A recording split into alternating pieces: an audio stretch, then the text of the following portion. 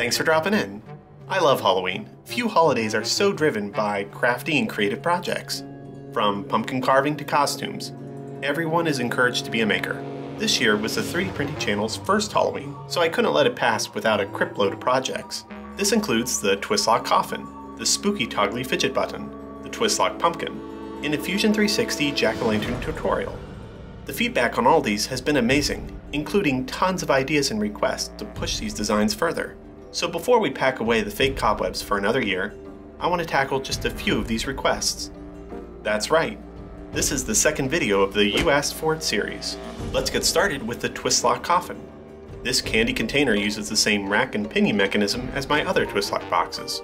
The design launched with two toppers, a simple blank one, and another with a skull with creepy scratches on the background. There were several requests for variations on this, so the project now has a scratch-only topper, a skull-only topper, and a spider topper. I noticed a lot of people printed their toppers with two filament swaps, so only this thin layer was switched. I really liked how that looked, so I'm blatantly stealing it for this demonstration. A lot of makers also created even more custom toppers. I have links to all of these in the video description. Next up is the Spooky Toggly Fidget Button. This fidget toy uses gravestones instead of buttons, and a dancing bat that moves with each click.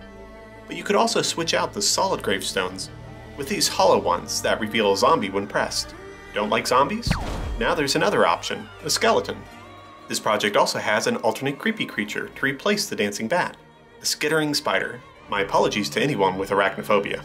The project with by far the most updates is the Twistlock Pumpkin. This design gave some makers a bit of trouble, because it's not obvious which orientation the topper should be when you glue it on.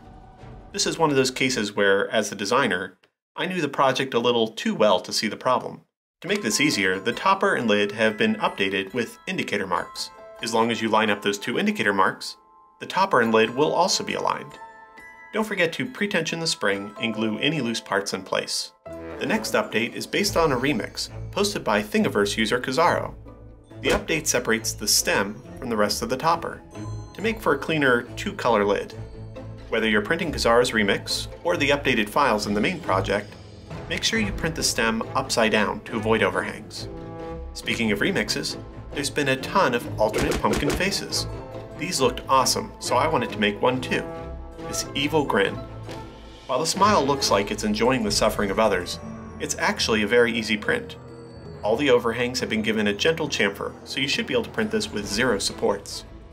I'd be remiss if I didn't point out a really cool update by another designer on Thingiverse. Gerald Teal'c, whose name I'm probably ruining, has been remixing many of the Twistlock boxes. These remixes reverse the direction the latches move. Because the latches pull inward, there's no visible seam for them on the outside of the box.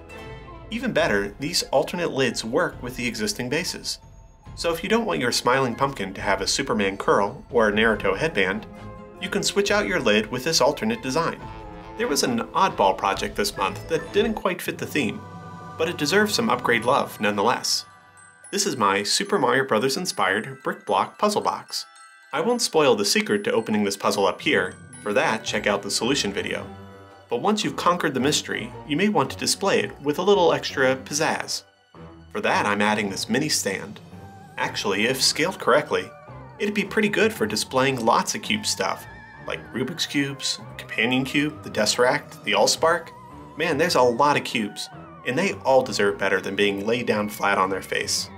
So, if you have a brick block puzzle or a similar item that needs it, try out this stand. We've covered a lot of updates, but there were even more requests that I wasn't able to get to. I do plan to keep on updating these projects in the future though, so many of those suggestions will become a reality. Thank you so much for sharing your ideas, in the case of those who took it a step further, for posting your remixes. Until the next video, happy Halloween and thanks for stopping by.